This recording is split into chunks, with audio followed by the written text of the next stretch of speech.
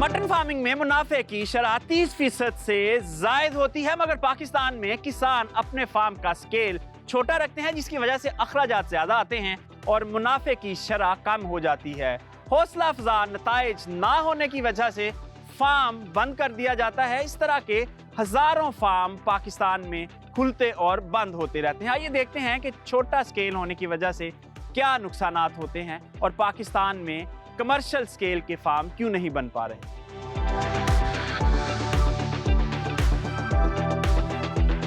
Small ruminant यानी छोटे जानवरों के फार्म की कामयाबी के लिए जरूरी है कि वहां कुछ बुनियादी प्रोटोकॉल्स का ख्याल रखा जाए, जैसा कि डीवीएम डॉक्टर, माहिर life stock feed, train labour, हवादार शेड, ताज़ा पानी, बिजली का बैकअप सिस्टम, म्यारी ग़िज़ाई इज्जा की मुसलसल फ्राहमी वगैरह। ये सब चीज़ें फार्म पर मौजूद होनी चाहिए। जब फार्म का स्केल छोटा होता है तो फार्मर मतलूबा टीम हायर नहीं कर सकता और बाकी ज़रूरियात भी जुगाड़ से पूरी की जा रही होती हैं, जिसकी वजह से मतलूबा नताइज हासिल नहीं हो पाते।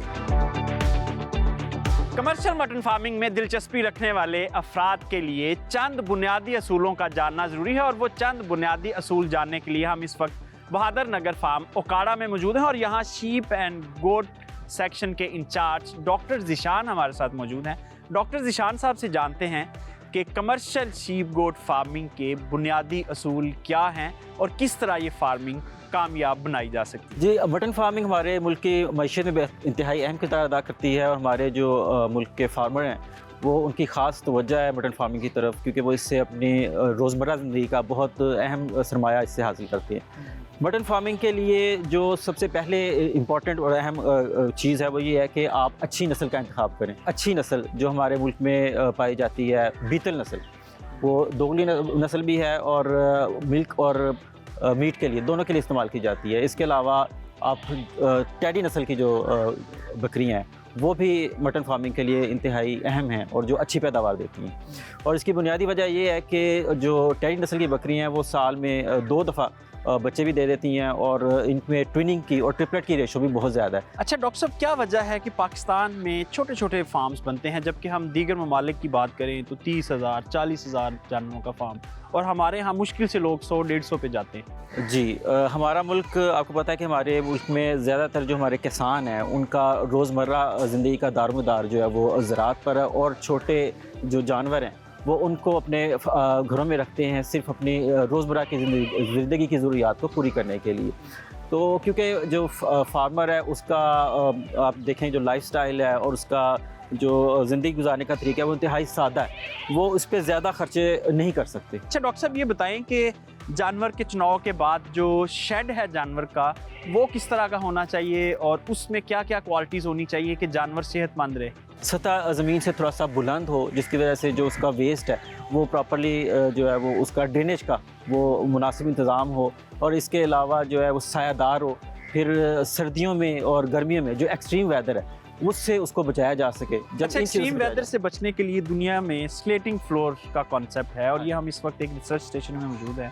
यहाँ भी सादा शेड है, स्लेटिंग फ्लोर वाला नहीं है, यानी बिल्कुल सिंपल है। तो क्या वजह है कि जो जदीद रुझानात हैं वो पाकिस्तानी मटन फार्मिंग में नहीं आ रहे। हम जो शेड बनाते हैं, अगर आप ये शेड देखें तो शेड की जो हम उसके फ्रूफ बनाते हैं वो बाकायदा उससे होती है कि जो सतह ज़मीन से उसकी जो दरमियानी सतह है वो 12 फुट के करीब हम ऊंची रखते हैं, और जो उसके अतराफ़ है वो 9 फुट के करीब रखते हैं, ताकि ऊपर से जो अगर बारिश भी आती है तो वो अतराफ़ में जाए, शेड के अंदर की तरफ जो है वो पानी ना जाए। इस तरह जो आप स्लेटिंग फ्लोर की बात कर रहे हैं उसमें भी ज़्यादा रुझान यही है। अच्छा डॉक्टर साहब, हमारे यहाँ बीमारियाँ बहुत ज़्यादा हैं और फिर फार्मर प्रॉपर वैक्सीनेशन नहीं करवाते, जिसकी वजह से जानवरों की हलाकत का जो रेशो है वो बहुत ज़्यादा है।